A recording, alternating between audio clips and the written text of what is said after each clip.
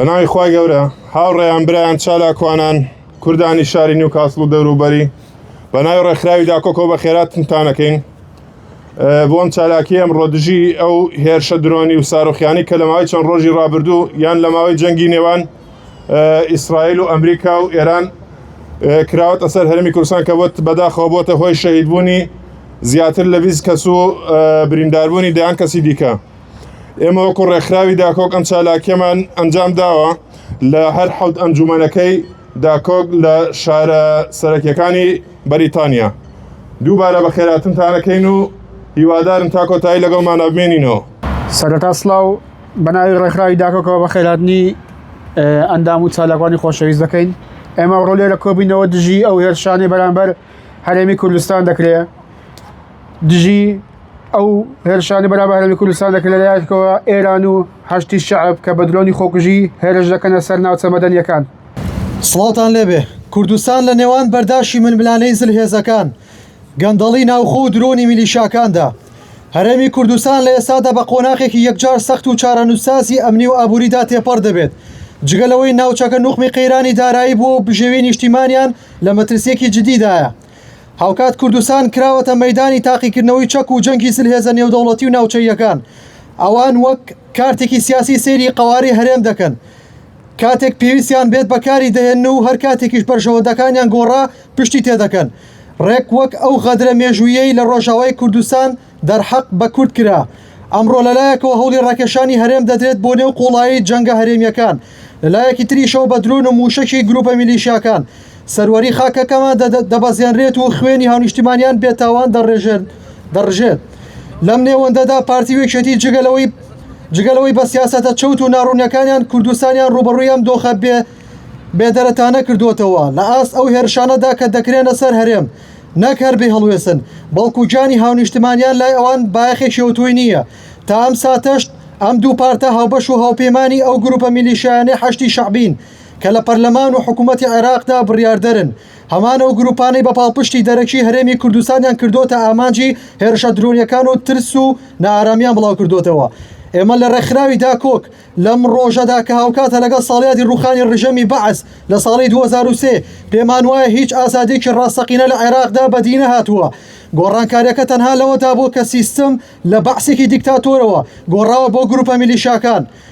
وەسعەکە لە لێواری تەقینەوەدایە بۆیە ئەوە لە بەرچاو بگرن کە هەوڵاتیانی هەرێمی کوردستان چیدی ناتوانن باجی شکستی سیاسی بدەن و لەژێر هەڕەشەی ئەمنی و داراییدا بەردەوام بژین. پێویستە حکوومەتێکی دیموکرات دروست بکرێت و دوور لە دەستی حیزب بۆ تێپەڕاندنی ئەم دۆخی ئێستای هەرێم. چونکە 16 مانگ تێپەڕ بۆ بەسەر هەڵبژاردندا و تاکو ئێستا پارتی وێشێتی حکوومەتیان پێک نەهێناوە. پێویستە چاکسازی ڕاستەقینە لە سیستمی سیاسی و ئابووریدا بکرێت. دەبێت پەیوەندیە دەرەکی و ناوخۆیەکان لەسەر بنەمای هەوسەنگی و ژیری دابڕێژێنرێتەوە. پاراستنی جانی هاوڵاتیان و دابینکردنی ژیانێکی شایستە دەبێت کاری لە پێشینە و بنەڕەتی حکوومەت بێت. ناکرێت کەرتی پەروەردە و فێرکردن و دواڕۆژینەوەکانمان ببێتە قوربانی جەنگی دەوڵەتان و ویستە حیزبیەکانی حکوومەتی هەرێم. دابینکردنی داهاتووی ئارام و خۆشگوزەران مافی بێ ئەملاولای گەلی ئەمەیە. سپاس بۆ إلى كافة الأخوان والأعضاء في منظمة داكوك منظمة حقوق الإنسان والحريات الشخصية. الآن نحن اليوم في محافظة نيوكاسل في 9/4 مجتمعين نستنكر ما تفعل به الميليشيات الشعبية ميليشيات حزب الشعب الشيعية في العراق في سحب العراق إلى ساحة حرب مع الإيران لإرضاء أسيادهم الإيرانيين. والآن بعد 23 سنة من سقوط العراق من 9/4 سنة 2003 لحد الآن لم يستطيعوا فعل شيء لأبناء الشعب العراقي ولا أبناء أقليم كردستان، فقط لإرضاء الأسياد الإيرانيين أو إرضاء مصالحهم الشخصية. الآن بعد مرور 16 شهرا على الانتخابات لم يستطيع الحزبين الكرديين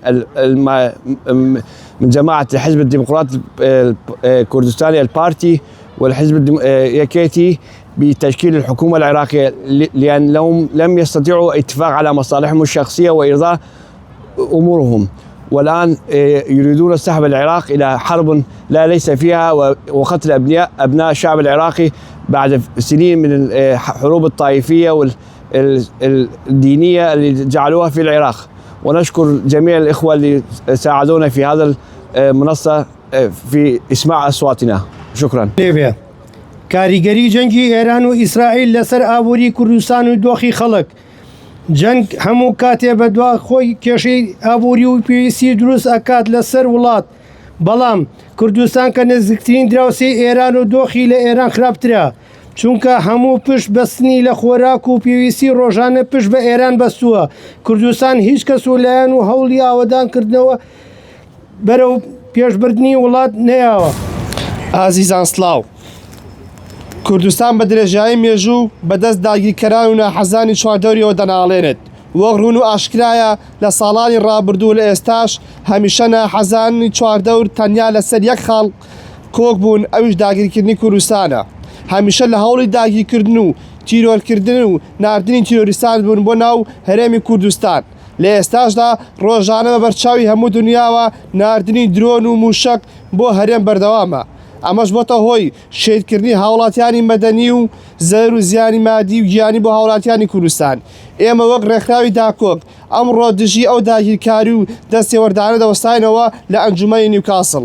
زۆر سپاس. راوڕێیان دەستخۆشی لە ئەندامان و چالەگوانانی ڕێکخراوی داکۆک دەکەم کوردستان لە نێوان قۆی میلیشا و بێباکی دەسەڵاتدا ئەمڕۆ هەرێمی کوردستان لە بەردەم هەڕەشەیەکی مێژووی نادەپەروەرەدا لەلایەکەوە درۆنی موشەکانی ئێران و هێزە ڕۆوەکانی عاجی شعبی ئاسمای نیشتیمانیان کردوتە مەیدانی تیرۆر و بەزاندنی شوکۆی مرۆڤی کورد لەلایەکی دیکەشەوە بێدەنگی بەهەڵوێستی حکوومەتی عێراق و هەرێم بۆتەوە دۆزەقێکی تری هاوڵاتیان تێدا دەسووتێت ئێمە لێ ڕای دەگەێنی کە چی قبول نییە خاکی هەرێم بکرێتە قوربانی ململانەی هێزە ناوچەکانی ژانی خەڵکیش بکرێتە سوتەمەنی بە ژەوەندە سیاسیەکان حکوومەتی عێراق بەپرسیارە لە پاراستنی سەروەری خاک و دەسەڵاتی کوردیش بەرپرسیارە لە پاراستنی ژیان و بژێوی هاوڵاتیان بێدەنگی ئێوە ئەم هێرشانە ڕێگە خۆشکەرە بۆ تیرۆر و ناداتی زیاتر کاتیەوە هاتووە کۆتایی بەم سوکاتێ بێنرێکە بە خوێن و خاکی ئەم نیشتیمانە دەکرێت ئەمڕۆ 9 چواری 2026 وەکو چالاکوانانی شاری نیوکاسڵ و ئەندامانی ڕێکخراوی داکۆک بەشدارین لەو گربوونەوەیە بۆ شەرمەزارکردنی جمهوری ئیسلامی ئێران و هەموو ئەو گروپە میلیشیانەی کە لە چەند ڕۆژی ڕابردوودا هێرشیان کردە سەر هەرێمی کوردستان کە بووە هۆی برینداربوون و کوژرانی دەیان هاوڵاتی سڤیلی هەرێمی کوردستان هەروەها هەڵوەستی حکوومەتی هەرێمی کوردستانیش کە بەو جۆرە لاوازە شەرمەزار دەکەین و بە چەند ڕاگەاندنێکی شەرمنانە وەکو دەبینین لە هەر وڵاتێک کاتێک کە هێرش دەکرێتە سەر وڵاتەکەت لەلایەن وڵاتێکی ترەوە و دەتوانێت سەفارەت و کۆسوخانەی وڵاتانە لێپێچینەوەیان لێ بکە یاخود هیچ نەبێ بۆ ماوەیەک لە وڵاتەکەی دەریان بکات بەڵام دەبینین کاتێککە دەوڵەتی ئێران یاخود تورکیا هێرش دەکەنە سەر هەرێمی کوردستان حکوومەتی هەرێمی کوردستان تەنها چەند ڕاگەاندنێکی شەرمنانە بڵاو دەکاتەوە هیچی تر بۆیە ئێمەش ئەو هەڵوێستەی حکوومەت شەرمەزار دەکەین و هیوای چاکبوونەوەی بریندارەکان و ڕۆئی پاکی شەیدانیش هەر شاد بێت و سپاس بۆیەوەش. سڵاو هاوڕێیان ئەمڕۆ ئیدانەیە و بارودۆخە ناهەموارانە دەکەین کە ناو خاچی کوردستان بەسەر هاوڵاتی و کەسوکارەکانماندا دێت ئاسایشی دزرا و ناکرێت چیتر ژیانی مەدەنیەکانمان و منداڵەکانمانم داهاتوومان ببێتە قوربانی میلیۆنانی گرۆپە چەکدارەکانی حەشدی شەعبی و ئەجێندای دەرەکیەکانی ئێران بەوەی ئێستا لە کوردستان ڕوودا ژیانی کەسەکانمان لە مەترسیدایە ئەی کاتی ئەوە نییە سنوورێک بۆ ئەم هەموو پێشەکاری سەوەریە دابدرێت خیانەتی بێنەجی بێ هەڵوێستی حکوومەتی عێراق لە ئاسی کوشتنی هاوڵاتیانی خۆی نیشانەی شکست و مۆڕالی سیاسەتی ئەو حکوومەتەیە هاوکات ململانەی زەرد و سەوس بەسەر قەڵبوونی دەسەڵاتی کوردی بۆ پاراستنی بەرژەوەندی حیزبەکانیانەوە هاوڵاتیان لە نێوان بێهوایی قوڵدا جێهێشتووە دۆزەخی ئابووری دەرونی جەنگ تەنها دەنجی تەقینەوە نییە بەڵکو داڕەمانی ئابووری ئەو گوشارە دەرونی قورسەیە کە خەریکە ژیانی ژێرخانی کۆمەلگاکانمان هەڵدەتەچێنێت ئێمە لە تاراوگە لە شاری نیوکاسڵ دەنگەکانمان دەخینە پاڵ دەنجی مەزومێتی خەڵکی ناوخۆی کوردستان داوا لە هەموو کوردێکی بە ویژدان و ئازادی خواز دەکەین نیشتیمان پێویستی بە هاواری ئێمەیە وەرن با پێکەوە بڵێن نابۆ تیرۆرکردنی کورد نابۆ تیرۆرکردنی کورد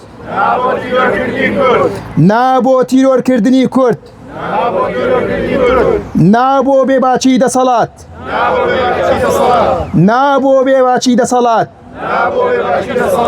نابۆ بێباچی دەسەڵات دەستان خۆش بێت هاوڕێ زۆر سپاس سپاس بۆ مولایەک سپاس بۆم دەرفەتە بە زمانێکی زبر و کورت تیرۆری موشکی و خیانەتی سەروەری ئەو هێرشانەی ئێراون داردەسەکانی لە حەشتی شعبی دەیکەنە سەر هەرێم نەبەرگریە و نەپاراستنی ئاسایش بەڵکو تیرۆرێکی دەوڵەتی ڕوتە ئیفلاسی ئەخلاقی کاتێک ئێران ناتوانێت ڕوبەڕووی زلهێزەکان بێتەوە منداڵی کورد و ماڵی سیڤیل دەکاتە ئامانجی موشکەکانی ئەمە نیشانەی ترسنۆکی و ئەمە ئامانجی ترسنۆکیە نەک هێز شانۆگەری بەغدا حکومەتی عێراق تەنیا مەجبورە بە بێدەنگی و چونکە خۆی داپۆشیەوە ئەو گروپە چەکدارانەی کە ژێرخانی ئابووری هەرێم وێران دەکەن جەنگی برسیکردن لێدانی لە کێڵگە گازەکان جەنگێکی قێزەونەوە بۆ چۆکدادانی کورد نەک لێدانی سیخۆر بە کورتی هەرێمی کوردستان بۆتە قوربانی دراوسەیەکی دەستدرێژی کار و دەوڵەتی عێراق کە تەنیا ناویمەوە ئەگینا سەروەرەکەی لە ژێر